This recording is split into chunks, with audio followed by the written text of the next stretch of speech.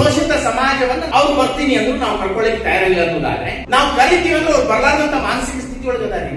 ಈ ಮಹಾಪುರುಷರ ಜಯಂತಿಗಳನ್ನು ಆಚರಿಸುವಂತ ಸಂದರ್ಭದಲ್ಲಿ ಆಯಾ ಜಾತಿ ಸಮುದಾಯದವರು ಅಷ್ಟೇ ಆಚರಿಸುವುದು.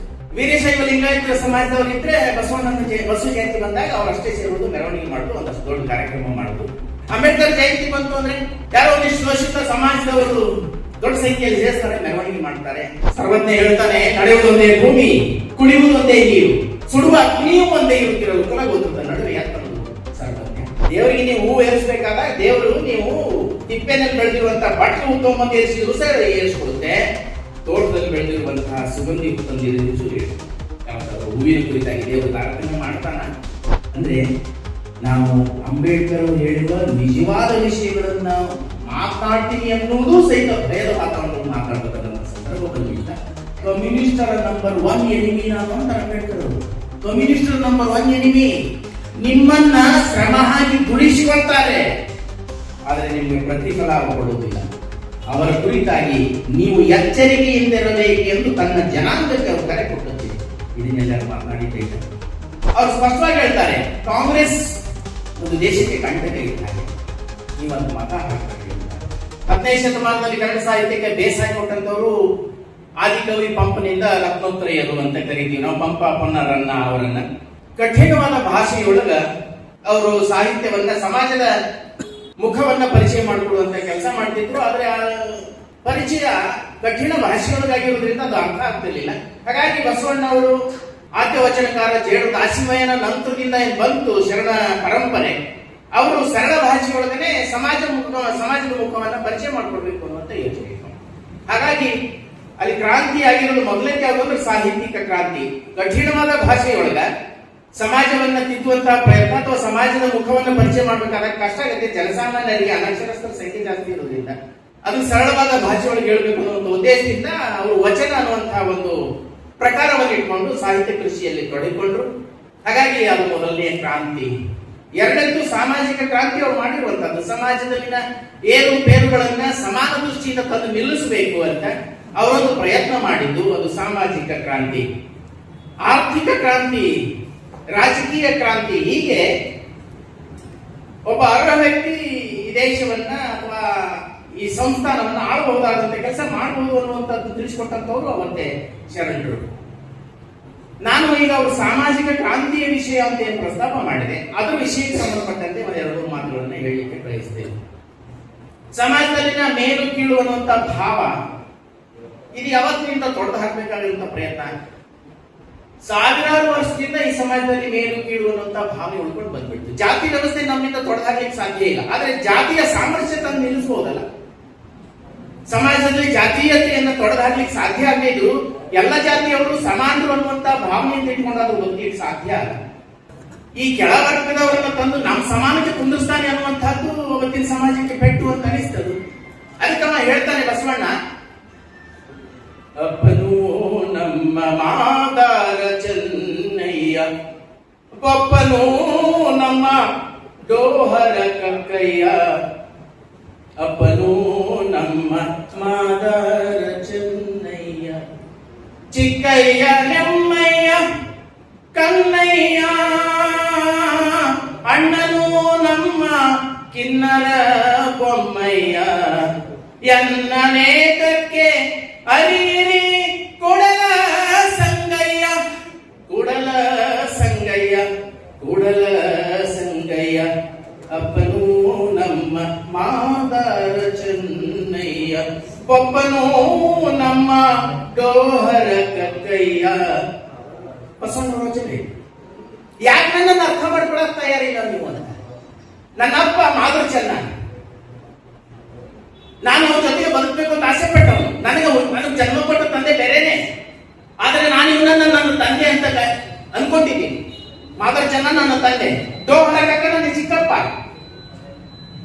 ಇವರೆಲ್ಲರ ಮಧ್ಯದಲ್ಲಿ ನಾವು ಬದುಕಬೇಕಂದ್ರೆ ಅನಿವಾರ್ಯತೆ ಇದೆ.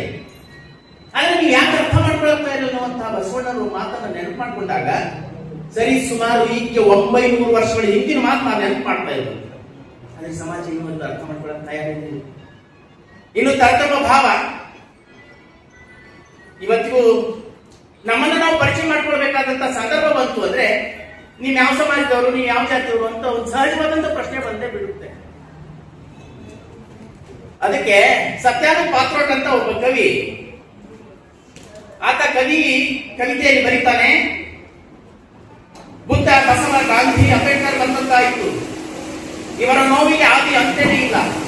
ಬರುವ ಯಾತ್ರಿಕರಿಗೆಲ್ಲ ಜಾತ್ರೆಯಾದರೂ ಕೂಡ ಯಾರ ಮೇಲೂ ಇವರ ಮುಗಿಸುವುದಿಲ್ಲ. ಪುಟ್ಟ ಗುಡಿಸಲಿನಲ್ಲಿ ಕೆಟ್ಟ ಕನಸುಗಳಿಲ್ಲ, ಮನಸ್ಸು ಕನಸುಗಳಲ್ಲಿ ಚಾಚಿ ಮಲ್ಲಿಗೆ ಹಾಗೆ.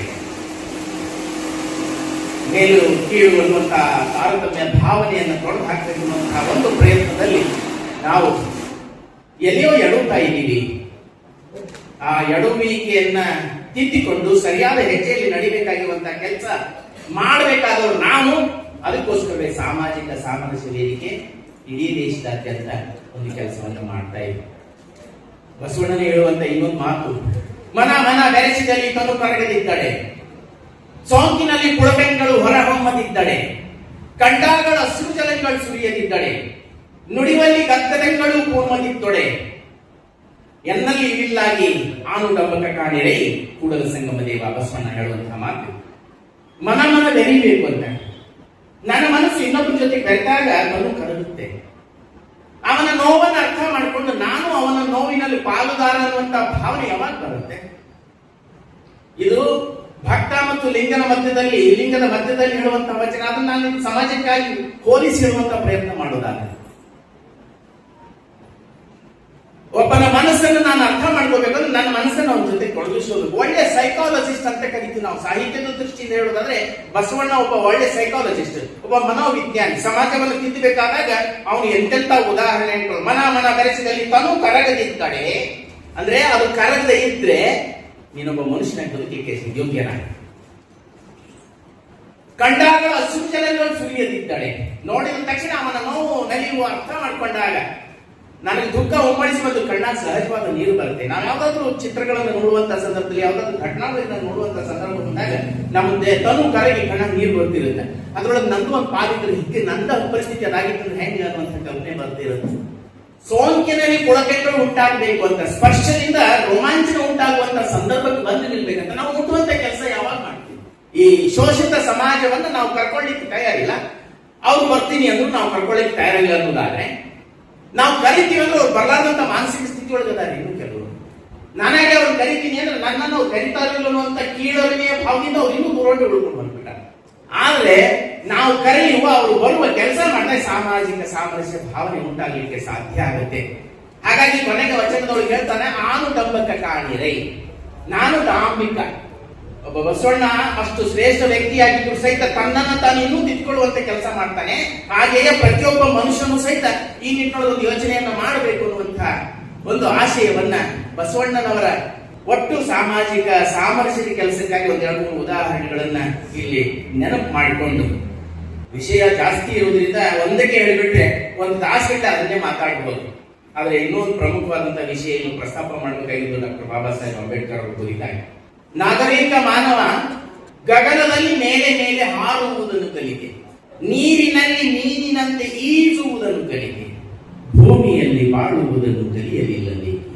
ಒಬ್ಬ ಕವಿ ಹಾಡಿನಿಂದ ಹಾಡಿದು, ನಾಗರಿಕ ಮಾನವ ಗಗನದಲ್ಲಿ ಮೇಲೆ ಮೇಲೆ ಹಾರುವುದನ್ನು ಕಲಿತಿ, ನೀರಿನಲ್ಲಿ ಆಳಕ್ಕಿಳಿದು ಮೀನಿನಂತೆ ಈಜುವುದನ್ನು ಕಲಿತಿ, ಆದರೆ ಭೂಮಿಯ ಮೇಲೆ ಬದುಕಬೇಕು ಅನ್ನುವಂತಹ ಒಂದು ಇಚ್ಛಾಶಕ್ತಿಯನ್ನ ಅಥವಾ ಒಂದು ಸ್ವಭಾವವನ್ನು ನೀನು ಬೆಳೆಸಿಕೊಳ್ಳಿಲ್ಲ ಅನ್ನುವಂಥದ್ದು ಆ ನುಡಿಯ ತಾತ್ಪರ್ಯ. ನಿಜ ಅನ್ಕೊಳ್ತೀವಿ ನಾವು. ಆಡಿಸ ಜಾತ್ರೆ ಖಾರ ಕಲ್ತೀವಿ, ನೀರಿನ ಆಳಕ್ಕಿಳಿದು ಈಜಾಕ್ ಕಲ್ತೀವಿ, ಆದ್ರೆ ಭೂಮಿಯ ಮೇಲೆ ಬದುಕಬೇಕು ಅಂದ್ರೆ ಇನ್ನುವರೆಗೂ ಸಾಧ್ಯ ಆಗಲ್ಲ.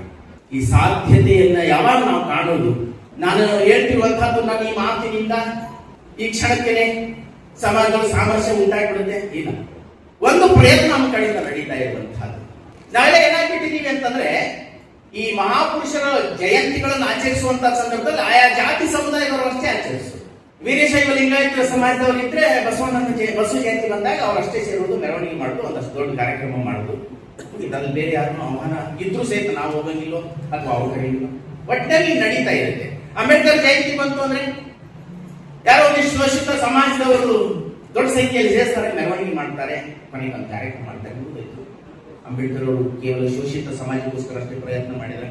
ಬಸವಣ್ಣನವರು ಕೇವಲ ವೀರಶೈವ ಲಿಂಗಾಯತರನ್ನ ಅಷ್ಟು ಉದ್ಧಾರ ಮಾಡಬೇಕು ಅಂತ ಯೋಚನೆ ಮಾಡಿದ್ದಾರೆ. ಸರ್ವಜ್ಞ ಹೇಳ್ತಾನೆ, ನಡೆಯುವುದೊಂದೇ ಭೂಮಿ, ಕುಡಿಯುವುದೊಂದೇ ನೀರು, ಸುಡುವ ಅಗ್ನಿಯೂ ಒಂದೇ ಇರುತ್ತಿರಲು ಕುಲಗೋತ್ರದ ನಡುವೆ ಯಾತನದು ಸರ್ವಜ್ಞ. ನಡೀತಿರುವ ಭೂಮಿ ಒಂದೇ, ಕುಡಿಯುವ ನೀರು ಒಂದೇ, ಸುಡುವ ಅಗ್ನಿ. ಅವು ಯಾವತ್ತೂ ತಾರತಮ್ಯ ಮಾಡಲಿಲ್ಲ. ಅದು ನೀವ್ ಯಾಕೆ ಮಾಡ್ತೀರಿ? ಸರ್ವಜ್ಞ ಕೇಳುವ ಪ್ರಶ್ನೆ ಇದು. ಕುಲ ಕುಲ ಕುಲವೆಂದು ಹೊಡೆದಾಡಿದ್ರಿ, ನಿಮ್ಮ ಕುಲದ ನೆಲೆ ಏನಾದ್ರು ಬಲ್ಲಿರ ಬಲ್ಲಿರ? ಆತ್ಮ ಯಾವ ಕುಲ, ಜೀವ ಯಾವ ಕುಲ, ತತ್ವೇಂದ್ರಿಯಗಳ ಕುಲವ ಕೇಳಿರಯ್ಯ. ಕನಕದಾಸ ಹೇಳಿದಂತ ಮಾತು. ಯಾತರದ ಹೂವೇನು ನಾತರದು ಸಾಲದೆ, ಜಾತಿ ವಿಜಾತಿಯನ್ನ ಬೇಡ ದೇವನೊಂದಿದಾತನೇ ಜಾತ ಸರ್ವಜ್ಞ. ದೇವರಿಗೆ ನೀವು ಹೂ ಏರಿಸಬೇಕಾದಾಗ ದೇವರು ನೀವು ತಿಪ್ಪೆನಲ್ಲಿ ಬೆಳೆದಿರುವಂತಹ ಬಟ್ಟಲು ಹೂ ತಗೊಂಬಂದು ಏರಿಸಿದ್ರು ಸಹ ಏರಿಸ್ಕೊಡುತ್ತೆ. ತೋಟದಲ್ಲಿ ಬೆಳೆದಿರುವಂತಹ ಸುಗಂಧಿ ಹೂ ತಂದು ಏರಿಸ್ಕೊಡುತ್ತೆ. ಯಾವ ತರದ ಹೂವಿನ ಕುರಿತಾಗಿ ದೇವರು ತಾರತಮ್ಯ ಮಾಡ್ತಾನ? ಅದಕ್ಕೆ ಯಾವ ತರದ ಹೂವೇನು ನಾ ತರದು ಸಾಲದೆ, ಜಾತಿ ವಿಜಾತಿಯನ್ನ ಬೇಡ ದೇವನೊಂದಿದಾತನೇ ಜಾತ ಸರ್ವಜ್ಞ. ಸಾಹಿತ್ಯದಲ್ಲಿ ಈ ಕುರಿತಾಗಿ ಶರಣರ ಸಂದರ್ಭದಲ್ಲಿ ಅನೇಕ ಕೃತಿಗಳು ಬಂದುತ್ತಿದೆ. ಹೀಗೆ ಸಾಮಾಜಿಕ ಸಾಮರಸ್ಯದ ಭಾವನೆಯನ್ನ ಬೆಳೆಸಿಕೊಳ್ಳಬೇಕು ಅನ್ನುವಂತಹ ಕಾರಣಕ್ಕಾಗಿ ವೇದಿಕೆ ಇಡೀ ದೇಶದಾದ್ಯಂತ ಕಳೆದ 1.5 ದಶಕದಿಂದ ಈ ಪ್ರಯತ್ನವನ್ನು, ಸಣ್ಣದಾದಂತಹ ಒಂದು ಪ್ರಯತ್ನವನ್ನು ಮಾಡ್ತಾ ಇದೆ. ಡಾಕ್ಟರ್ ಬಾಬಾ ಸಾಹೇಬ್ ಅಂಬೇಡ್ಕರ್ ಅವರ ಜೀವನವನ್ನು ಒಂದಷ್ಟು ಗಮನಕ್ಕೆ ತಂದುಕೊಳ್ಳುವುದಾದ್ರೆ, ಅವರನ್ನು ಎಲ್ಲ ಮುಗಿದಿದ್ದನು ನಾನಂತೂ ಅನ್ಕೊಳ್ತೀನಿ. ನಾನು ಈಗ ಅವ್ರ ಸಂಪುಟ ಓದಲಿಕ್ಕೆ ಪ್ರಾರಂಭ ಮಾಡಿ, ನಾನು ಹೀಗೆ ಸಂಘದ ಸಂಪರ್ಕ ಬಂದ ಮೇಲೆ ಒಂದಷ್ಟು ವಿಚಾರ ಮಂಥನ ಚಿಂತನೆ ಮಾಡಲಿಕ್ಕೆ ಪ್ರಯತ್ನ ನಡೆಸಿರುವಂತ. ಇಲ್ಲಿ ಹೋದ್ರೆ ಯಾರೋ ಏನೋ ಹೇಳ್ತಿದ್ರಲ್ಲ, ಅದನ್ನೇ ಓದುದು, ಅದನ್ನೇ ಕೇಳುದು, ಅದರ ಸತ್ಯ ಅಂತ ಅನ್ಕೊಂಡು ಮಾಡ್ಬಿಡೋದು. ಅಬ್ಬ, ಇಡೀ ಸಮುದ್ರದ ನೀರನ್ನ ಒಂದು ಬಿಂದಿಗೆನಲ್ಲಿ ತುಂಬಲಿಕ್ಕೆ ಸಾಧ್ಯನಾ? ನಾನು ಅಂಬೇಡ್ಕರ್ ಅವರನ್ನು ಏನಾದರೂ ಪರಿಚಯ ಮಾಡ್ತೀನಿ ಅನ್ನೋದಾದ್ರೆ ಇಡಿಯಾದ ಪರಿಚಯವನ್ನ ಮಾಡಲಿಕ್ಕೆ ನನ್ನಿಂದ ಸಾಧ್ಯನೇ ಇಲ್ಲ. ಬಹುಶಃ ಈ ದೇಶದಲ್ಲಿ, ಈ ಸಮಾಜದಲ್ಲಿ ಆ ಒಂದು ಪ್ರಯತ್ನವನ್ನು ನಾನು ಪೂರ್ಣ ಮಾಡೇ ತೀರ್ತೀನಿ ಅನ್ನೋದಾದ್ರೆ ಅದು ಅಸಾಧ್ಯವಾದಂತಹ ಮಾತು ಅಂತ ನಾನು ವೈಯಕ್ತಿಕವಾಗಿ ಅನ್ಕೊಳ್ತೀನಿ. ಒಂದು ಹನಿಯ ಪರಿಚಯವನ್ನು ನಾನು ಅಂಬೇಡ್ಕರ್ ಪರವಾಗಿ ಮಾಡ್ಕೊಳ್ತೀನಿ ಅನ್ನುವಂತ ಅನ್ಸುತ್ತೆ. ಒಬ್ಬ ಅರ್ಥಶಾಸ್ತ್ರಜ್ಞ ಆಗಿ, ಒಬ್ಬ ವಕೀಲರಾಗಿ, ಸಮಾಜ ಸುಧಾರಕರಾಗಿ, ರೂಪಾಯಿ ಮೌಲ್ಯ ಎಂಥದ್ದು ಅನ್ನುವುದನ್ನ ಈ ದೇಶಕ್ಕೆ ಕಲ್ಪನೆ ಕೊಟ್ಟಂತ, ಶೋಷಿತ ಸಮಾಜವನ್ನ ಉದ್ಧಾರ ಮಾಡಬೇಕು ಅನ್ನುವಂತಹ ವಿಚಾರಕ್ಕೆ ಸಂಬಂಧಪಟ್ಟಂತೆ ತನ್ನ ಇಡೀ ಜೀವನವನ್ನು ಮುಡಿಪಾಗಿಟ್ಟಂಥವ್ರು, ಭಾರತ ಸ್ವತಂತ್ರ ನಂತರದಲ್ಲಿ ಹೇಗಿರಬೇಕು ಅನ್ನುವಂತಹ ಹಿನ್ನೆಲೆಯೊಳಗ ಜಗತ್ತನ್ನು ಸುತ್ತಾಡಿ ಬಂದಂತಹ ಕಾರಣಕ್ಕಾಗಿ ಅವರು ಈ ದೇಶಕ್ಕೆ ಎಂತಹ ಸಂವಿಧಾನ ಬೇಕು ಮತ್ತು ಸ್ವಾತಂತ್ರ್ಯ ನಂತರದಲ್ಲಿ ಈ ದೇಶಕ್ಕೆ ಯಾರಿದ್ದು ಯೋಗ್ಯ, ಈ ದೇಶಕ್ಕೆ, ಈ ದೇಶದ ಸಮಾಜದಲ್ಲಿನ ಹಿಂದೂ ಸಮಾಜಕ್ಕೆ ಯಾರು ಕಂಟಕರಿದ್ದಾರೆ, ಆ ಕಂಟಕರನ್ನ ನಾವು ಹೊರ ಹಾಕದಿದ್ರೆ ಏನಾಗುತ್ತೆ? ನಮ್ಮನ್ನ ಹಂಗ ನೋಡ್ಕೊಂಡ್ರಲ್ರಿ, ಹಂಗ ನೋಡ್ಕೊಂಡ್ರಲ್ರಿ, ಇವತ್ತಿಗೂ ನಮ್ಮನ್ನ ಹಂಗೆ ಇಟ್ಟಿರಲ್ರಿ. ಅದೇ ಎಷ್ಟು ದಿನ ಅಂತ ನೀವು ಅದನ್ನ ಏನು ಹೇಳ್ಕೊತ ಹೋಗ್ತೀರಿ? ಕರೆಯಾಕತ್ತೀವಿ ಬರ್ರಿ, ನಾವು ನಿಮ್ಮನ್ನು ಅಪ್ಕೊಳ್ಳಿ ಕರೆಯಾಕತ್ತೀವಿ, ನೀವು ಬರ್ರಿ. ಹಾಗಾದ್ರೆ ಅದ್ಯಾಕಾಗಿದ್ದು ಮೊಂಡುವಾದ ಮಾಡುವುದ್ರೊಳಗೆ ಅರ್ಥಿಲ್ಲ. ಅಂಬೇಡ್ಕರ್ ಅವರು ಹೇಳ್ತಾರೆ, ನಮ್ಮ ಕುರಿತಾಗಿ, ಅವ್ರ ಸಮಾಜಕ್ಕೆ ಅವ್ರು ಹೇಳುವಂತ, ನಮ್ಮ ಕುರಿತಾಗಿ ಸಹಾನುಭೂತಿ ಯಾರ ಕಡೆ ಇದೆಯೋ ಅವರ ಜೊತೆಗೆ ಹೊಂದಿಕೊಂಡು ಬದುಕುವುದನ್ನು ನೀವು ಕಲಿಯಿರಿ ಅಂತ. ಇದನ್ನ ಯಾರು ಸಹಾನುಭೂತಿ ಅವ್ರ ಬಗ್ಗೆ ಇಟ್ಕೊಂಡಂತವ್ರು ಯಾರು? ಇವತ್ತ ನಾಟಕೀಯ ಸ್ವಭಾವದಲ್ಲಿ ಅವ್ರ ಬಗ್ಗೆ ಸಹಾನುಭೂತಿ ಇಟ್ಕೊಂಡಂತವ್ರನ್ನು ನಾವು ಕಾಣ್ತೀವಿ. ಅವರ ರಾಷ್ಟ್ರೀಯತೆಯ ವಿಚಾರವನ್ನು ಕುರಿತು ನಾನು ಹೇಳೋದಾದ್ರೆ, ನನಗೊಂದು ಪೋಡಿಯಂ ಇದ್ರೆ ಚೆನ್ನಾಗಿರ್ತಿತ್ತು ಅಂತ ಅನ್ಕೊಂಡೆ. ಯಾಕಂದ್ರೆ ನಾನು ಆ ಸಂಪುಟ ಓದ್ತಾ ಇದ್ದೀನಲ್ಲ, ನಾನು ಇಲ್ಲಿ ಅಧ್ಯಕ್ಷರಿಗೆ ವೇದಿಕೆ ಬೇಕು ಅಂತಂದ್ರೆ 22 ಸಂಪುಟಗಳಿದಾವೆ ಸರ್. ಈಗ ಏನ್ ತೊಂದ್ರೆ, ನಾನು ಪಾಯಿಂಟ್ಸ್ ಮಾಡ್ಕೊಂಡು ಬಂದಿದ್ದೀನಿ. ಅಂಬೇಡ್ಕರ್ ಅವರ ತಾವೇ ಮಾಡಿದ ಭಾಷಣ, ಬರೆದ ಲೇಖನಗಳು, ಪತ್ರಗಳು, ಇದರ ಕುರಿತಾಗಿ ಅಂಬೇಡ್ಕರ್ ಅವರ ಬರಹಗಳು ಮತ್ತು ಭಾಷಣಗಳು ಅಂತ ಅನ್ನೋದೇ 22 ಪುಸ್ತಕಗಳಿವೆ, 22 ಸಂಪುಟಗಳಿವೆ. ನಾನು ಹೇಳ್ತಿರುವಂತ ಕೇವಲ ಅವರು ತಾವು ಮಾತನಾಡಿದ್ದು ಮತ್ತು ಅಲ್ಲಿ ಪತ್ರ ಬರೆದಿರೋದು ಅವ 22 ಸಂಪುಟ. ಒಂದೊಂದು ಸಂಪುಟದ ಪುಟಗಳೆಷ್ಟು ಗೊತ್ತಾ? 700 ಪುಟ, 800 ಪುಟ. ಅಂತಾವು 22 ಸಂಪುಟ. ಕುವೆಂಪು ಭಾಷಾ ಭಾರತಿ ಇವರು ಪ್ರಕಟ ಮಾಡಿರುವ ಕರ್ನಾಟಕ ಸರ್ಕಾರದ ಅಧಿಕೃತ ಸಂಸ್ಥೆಯೇ ಈ ಪುಸ್ತಕಗಳನ್ನ ಪ್ರಕಟ ಮಾಡಿದೆ. ನಮಗೆ ಬೇಕು ಅಂದ್ರೆ ಸಿಗುತ್ತೆ. ಜಿಲ್ಲಾ ಕೇಂದ್ರದ ಕನ್ನಡ ಮತ್ತು ಸಂಸ್ಕೃತಿ ಇಲಾಖೆಯೊಳಗ ನಿಮ್ಗೆ ಸಂಪುಟ ಬೇಕು, 2 ಬಾಕ್ಸ್ ಕೊಡ್ತಾರೆ. ಕೇವಲ 1100 ರೂಪಾಯಿ ಮಾತ್ರ. ಒಂದು ಪುಸ್ತಕದ ಮೇಲೆ ಕೇವಲ 50 ರೂಪಾಯಿ. ಇನ್ನು ಸಂವಿಧಾನ ಸಭೆಯಲ್ಲಿ ಕೇಳಿದ ಪ್ರಶ್ನೋತ್ತರಗಳೇನಿತ್ತಲ್ಲ, ಪ್ರಶ್ನೆಗಳಿಗೆ ಉತ್ತರ ಕೊಟ್ಟಂತಹ 10 ಸಂಪುಟ ಬೇರೆ ಇದೆ. ಸಮರ್ಥವಾಗಿ ವಾದ ವಿವಾದಕ್ಕೆ ತೆರೆ ಎಳೆಯುವಂತಹ ಪ್ರಯತ್ನಕ್ಕೆ ಸಂಬಂಧಪಟ್ಟಂತೆ ಅದೊಂದು 10 ಸಂಪುಟ ಇದೆ. ನಮಗೆ ಮಾಹಿತಿ ಹಕ್ಕಿನ ಪ್ರಕಾರ ಅವತ್ತಿನ ಪ್ರೊಸೀಡಿಂಗ್ಸ್ ಪಾರ್ಲಿಮೆಂಟಿನಲ್ಲಿ ನಡೆದಂತ ಪ್ರೊಸೀಡಿಂಗ್ಸಿನ ಕುರಿತಾಗಿ ಮಾಹಿತಿ ಬೇಕು ಅಂದ್ರೆ ಖಂಡಿತವಾಗ್ಲೂ ನಮಗೆ ಸಿಗುತ್ತೆ. ಆದ್ರೆ ನಾವೇನ್ ಮಾಡಿದ್ವಿ, ನಾನ್ ಬರ್ದಿರೋ ಅಂಬೇಡ್ಕರ್ ಓದಿದೆ, ಕೃಷ್ಣಮೂರ್ತಿಯವರು ಬರ್ದಿರೋ ಅಂಬೇಡ್ಕರ್ ಅನ್ನು ಓದಿದೆ, ಅಥವಾ ಇನ್ಯಾರೋ ಬರ್ದಿರೋ ಅಂಬೇಡ್ಕರ್ ಅನ್ನು ಓದಿದೆ. ಆದ್ರೆ ಅವರೇ ಬರ್ದಿರೋ ವಿಚಾರಗಳನ್ನ ನಾವು ಯಾಕೆ ಓದ್ಲಿಲ್ಲ ಅಲ್ಲ, ನಮಗೆ ಓದಿಸೋ ಪ್ರಯತ್ನ ಮಾಡಲಿಲ್ಲ ಅಂತ. ಅವರ ಕುರಿತಾಗಿ ಅವರೇ ಹೇಳಿರುವಂತಹ ವಿಷಯಗಳನ್ನ ಮರೆಮಾಚುವಂತಹ ಪ್ರಯತ್ನ ಮಾಡಿದ್ರು. ಯಾರಿಗೆ ಗೊತ್ತು, ಆರ್ಟಿಕಲ್ 370 ಕುರಿತಾಗಿ ಅವ್ರ ತೀವ್ರ ವಿರೋಧ ಇತ್ತು. ಗೋಪಾಲಸ್ವಾಮಿ ಅಯ್ಯಂಗಾರ್ ಅವರು ಒತ್ತಾಯದಿಂದ ತಗೊಂಬಂದು ಅದನ್ನು ಹಚ್ಚುವಂತ ಪ್ರಯತ್ನ ಮಾಡಿದ್ರು. ನಾವು ಒಂದು ಬಿಂದು ನೆನಪು ಮಾಡ್ತೀವಿ, ನಾನು ಇನ್ನೊಂದು ಪಾಯಿಂಟ್ಸ್ ಇಟ್ಕೊಂಡಿದ್ದೆ ಪುಸ್ತಕ ಅಂತ ಆಮೇಲೆ ಓದ್ತೇನೆ. ಗೋಪಾಲಸ್ವಾಮಿ ಅಯ್ಯಂಗಾರ್ ಅವರು ಅದನ್ನ ನೆಹರೂರವರ ಸಂದರ್ಭದಲ್ಲಿ, ಪ್ರಧಾನಮಂತ್ರಿ ಇದ್ದಂತ ಸಂದರ್ಭದಲ್ಲಿ ಅದನ್ನು ಮಂಡಿಸಬೇಕು ಹಾಗೆ ಅಂತ ಹೇಳಿ ಆರ್ಟಿಕಲ್ 370 ಈ ದೇಶದಲ್ಲಿ ಒಂದು ನಿರ್ದಿಷ್ಟವಾದ ಭಾಗವನ್ನ ಪ್ರತ್ಯೇಕಗೊಳಿಸುವ ಅದಕ್ಕೆ ಆದಂತಹ ಒಂದು ಪ್ರತ್ಯೇಕ ಕಾನೂನನ್ನ ಮಾಡುವಂತಹ ಪ್ರಯತ್ನಕ್ಕೆ ಅವರು ವಿರೋಧ ವ್ಯಕ್ತಪಡಿಸಿದರು. ಹಠಕ್ಕೆ ಬಿದ್ದವರಂಗ ನೆಹರೂರವರನ್ನು ಜಾರಿ ತರುವಂತಹ ಪ್ರಯತ್ನ ಮಾಡಿದರು. ನಾಳೆ ಜಾರಿ ಆಗುತ್ತೆ ಅಂತ ಅನ್ನೋದಾದ್ರೆ ಅವರು ಲೋಕಸಭೆಗೆ ಹೋಗಲಿಲ್ಲ. ಯಾಕಂದ್ರೆ ಇದು ನನ್ನ ಮನಸ್ಸಿನ ವಿರುದ್ಧ, ನನ್ನ ದೇಶಕ್ಕೆ ಅನ್ಯಾಯ ಆಗ್ತಿದೆ ಅನ್ನುವುದನ್ನ ಬಹಳ ಎಚ್ಚರಿಕೆಯಿಂದ ಗಮನಿಸಿಕೊಂಡಂತ ಡಾಕ್ಟರ್ ಬಾಬಾ ಸಾಹೇಬ್ ಅಂಬೇಡ್ಕರ್ ಅವತ್ತು ಪಾರ್ಲಿಮೆಂಟಿನ ಅವತ್ತಿನ ಸಂದರ್ಭದಲ್ಲಿ ಅವರು ಹೋಗ್ಲೇನೂ ಇಲ್ಲ. ಆದ್ರೆ ಇನ್ನಾದೇನಾದ್ರು ಹೇಳ್ತಾರೆ, ಮಿಸ್ಟರ್ ಅಬ್ದುಲ್ಲಾ, ಶೇಖ್ ಅಬ್ದುಲ್ಲಾ ಅವರ ತಾತ ಮಿಸ್ಟರ್ ಅಬ್ದುಲ್ಲಾ, ಭಾರತಕ್ಕೆ ಅನ್ಯಾಯ ಮಾಡಲು ನಾನು ಬಿಡುವುದಿಲ್ಲ. ಯೋಚನೆ ಮಾಡಿ, ರಾಷ್ಟ್ರೀಯತೆ ಹೆಂಗಿತ್ತು ಪ್ರಕೃತಿ, ಇದನ್ನೆಲ್ಲಾದ್ರೂ ಯಾರಾದ್ರೂ ಪ್ರಸ್ತಾಪ ಮಾಡ್ತಾರೆ. ಭಾರತಕ್ಕೆ ಅನ್ಯಾಯ ಆಗುವುದನ್ನು ನಾನು ಒಪ್ಪುವುದಿಲ್ಲ. ನೀವು ಅವ್ರಿಗೆ ಹೇಳ್ತಾನೆ, ಮಿಸ್ಟರ್ ಅಬ್ದುಲ್ಲಾ, ನೀವು ಭಾರತ ಸರ್ಕಾರ ಜಮ್ಮು ಮತ್ತು ಕಾಶ್ಮೀರಕ್ಕೆ ಬೀದಿ ಏನು ಟಾರನ್ನು ಹಾಕಿಸಿಕೊಡುವಂತೆ ಕೇಳ್ತೇವೆ, ಅಂದ್ರೆ ರಸ್ತೆ ಮಾಡಿಸಿಕೊಡ್ರಿ ಅಂತ ಕೇಳ್ತೇವೆ, ಬೀದಿ ದೀಪಗಳನ್ನು ಹಾಕಿಸಿಕೊಡುವಂತೆ ಕೇಳ್ತೇವೆ, ನೀರಿನ ಸವಲತ್ತನ್ನ ಮಾಡಿಕೊಡುವಂತೆ ಕೇಳ್ತೇವೆ. ಏನ್ ಸಾಧ್ಯವೋ ಎಲ್ಲಾ ಸವಲತ್ತುಗಳನ್ನ ಜಮ್ಮು ಕಾಶ್ಮೀರಕ್ಕೆ ಭಾರತ ಸರ್ಕಾರ ಮಾಡಿಕೊಡುವಂತ ನೀವು ಕೇಳ್ತೀರಿ. ಆದರೆ ಭಾರತದ ಪ್ರಜೆ, ಯೋಚನೆ ಮಾಡ್ರಿ, ಭಾರತದ ಪ್ರಜೆ ಜಮ್ಮು ಕಾಶ್ಮೀರವನ್ನ ಹೊರತುಪಡಿಸಿದ ಈ ದೇಶದ ಕನ್ಯಾಕುಮಾರಿಯಿಂದ ಹಿಡಿದು ಕಾಶ್ಮೀರದವರೆಗಿನ ಆ ತುದಿ ಭಾಗದಲ್ಲಿ ವಾಸ ಮಾಡುವಂತಹ ಭಾರತದ ಪ್ರಜೆಗಳು ಅಲ್ಲಿ ಹೋಗಿ ಉದ್ಯೋಗ ಮಾಡುತ್ತೇನೆ ಎಂದರೆ ಅವರಿಗೆ ಅವಕಾಶ ಇಲ್ಲ. ಅವರು ಒಂದಿಷ್ಟು ಭೂಮಿಯನ್ನು ಕೊಂಡುಕೊಳ್ಳುತ್ತೇನೆ ಎಂದರೆ ಅದಕ್ಕೆ ಅವಕಾಶ ಇಲ್ಲ. ಹೀಗೆ ದೇಶವನ್ನು ವಿಭಜಿಸುವ ಒಂದು ಪ್ರಯತ್ನ ನಡೆದಿದೆಯಲ್ಲ, ನಾನು ಬದುಕಿರುವವರೆಗೆ ಇದಕ್ಕೆ ಅವಕಾಶವನ್ನು ಕಲ್ಪಿಸಿಕೊಡುವುದಿಲ್ಲ ಅಂತ. ಆದ್ರೆ ಪಾರ್ಲಿಮೆಂಟ್ನಲ್ಲಿ ಒಂದು ಬಿಲ್ ಮಂಜೂರಾಗುತ್ತೆ, ಮಂಡಿಸ್ತಾರೆ, ಮಂಜೂರಾಗುತ್ತೆ ಅನ್ನೋದೆಲ್ಲ ಗೊತ್ತಾದ್ಮೇಲೆ ಅವರು ಅವತ್ತು ಹೋಗ್ಲೇನಿಲ್ಲ. ಯಾಕಂದ್ರೆ ನನ್ನ ದೇಶಕ್ಕೆ ಅನ್ಯಾಯವಾಗುತ್ತಿರುವ ಒಂದು ಕಾನೂನನ್ನು ಇವತ್ತು ಜಾರಿ ತರ್ತಾ ಇದ್ದಾರೆ, ಹಾಗಾಗಿ ನಾನು ಹೋಗುದಿಲ್ಲ ಅಂತ ಅವರು ಹೋಗುದು ಬಿಟ್ಟರು. 75 ವರ್ಷ ಆಯ್ತು ಅದನ್ನು ವಾಪಸ್ ತಕ್ಕೋಬೇಕಾದಂತ ಸಂದರ್ಭ ಎಷ್ಟು ಕಷ್ಟದಿತ್ತು ನಮಗೆ. ಇದನ್ನ ಯಾರು ಹೇಳುವುದಿಲ್ಲ ನಿಮಗೆ, ಇದನ್ನ ಯಾರು ಹೇಳುವುದಿಲ್ಲ. ಅವರ ರಾಷ್ಟ್ರೀಯತೆ ಕುರಿತು ಇವತ್ತಿಗೂ 2019 ಅಂತ ಅನ್ಕೊಳ್ತೀವಿ. ಈ ಶಾಹೀನ್ ಭಾಗದಲ್ಲಿ, ದೆಹಲಿಯ ಶಾಹೀನ್ ಭಾಗದಲ್ಲಿ CAA, NRC, citizen amendment act, NRC ಈ ಕಾನೂನನ್ನ ಜಾರಿ ತರ್ತಾರೆ ಅನ್ನೋ ಕಾರಣಕ್ಕಾಗಿ ಈ ಶೋಷಿತ ಸಮಾಜದವ್ರನ್ನ ಅದರೊಳಗೆ ಸೇರಿಸಿಕೊಂಡು ಇದ್ರೊಳಗೆ ನಿಮಗೂ ತೊಂದರೆ ಆಗುತ್ತೆ ಅಂತ ಒಂದು ದೊಡ್ಡ ಸ್ಟ್ರೈಕ್ ಅನ್ನು ನಾವು ಮಾಡೋದನ್ನು ಕಂಡಿದ್ದೀವಿ. ಸುಮಾರು 7-8 ತಿಂಗಳ ಅವಧಿಗೆ, ಹತ್ತಕ್ಕೆ ಒಂದು ವರ್ಷದ ಅವಧಿನೇ. ಆ ಸಂದರ್ಭದಲ್ಲಿ ಒಂದು ಪ್ರಮುಖವಾದಂತಹ ರಾಷ್ಟ್ರೀಯ ಹೆದ್ದಾರಿಯನ್ನ ಬಂದ್ ಮಾಡಿ ವಿರೋಧ ಮಾಡುವಂತಹ ಪ್ರಯತ್ನ ಮಾಡಿ, ಮತ್ತೆ ಈ ಆರ್ಟಿಕಲ್ 370 ವಾಪಸ್ ತಗೊಳ್ತಾರೆ ಎನ್ನುವಂತಹ ಸಂದರ್ಭ ಬಂದಾಗ ಒಂದಷ್ಟು ಗುಲ್ಲು ಎದ್ದಿತ್ತು, ಒಂದಷ್ಟು ಸುದ್ದಿ ಹಬ್ಬಿತ್ತು. ಆದ್ರೆ ಯೋಚನೆ ಮಾಡಿ, ಇವತ್ತಿನ ಕೇಂದ್ರ ಸರ್ಕಾರ ಎಷ್ಟೊಂದು ಸಮರ್ಥವಾಗಿ ಆ ಕಾನೂನನ್ನು ವಾಪಸ್ ತಗೊಳ್ಳುವಂತಹ ಯೋಚನೆಯನ್ನ ಮಾಡಿತ್ತು. ಹಾಗೆ ಡಾಕ್ಟರ್ ಬಾಬಾ ಸಾಹೇಬ್ ಅಂಬೇಡ್ಕರ್ ಅವರ ರಾಷ್ಟ್ರೀಯ ವಿಚಾರಗಳು ಹೇಗಿತ್ತು ಅನ್ನೋದನ್ನ ನಾನು ನೆನಪು ಮಾಡ್ತೇನೆ, ಒಂದಷ್ಟು ನೆನಪು ಮಾಡ್ತೇನೆ. ಈ ಪುಸ್ತಕ ಒಂದ್ಸರಿ ಓದಿ ಎಲ್ರು. ಇದು ಡಾಕ್ಟರ್ ಬಾಬಾ ಸಾಹೇಬ್ ಅಂಬೇಡ್ಕರ್ ಅವರು ಥಾಟ್ಸ್ ಆನ್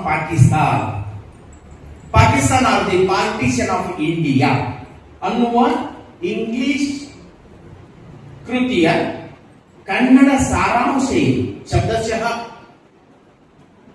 ತರ್ಜುಮೆಯಾಗಿದ್ದಲ್ಲ, ಸಾರಾಂಶ. ಇದನ್ನ ಸಾರಾಂಶ ಮಾಡಿದವರು ಯಾರು ಅಂದ್ರೆ ಬೆಂಗಳೂರಿನ ಸಂಸ್ಕೃತ ವಿಶ್ವವಿದ್ಯಾಲಯದ ಡಾಕ್ಟರ್ SR ಲೀಲಾರ್ ಅವರು.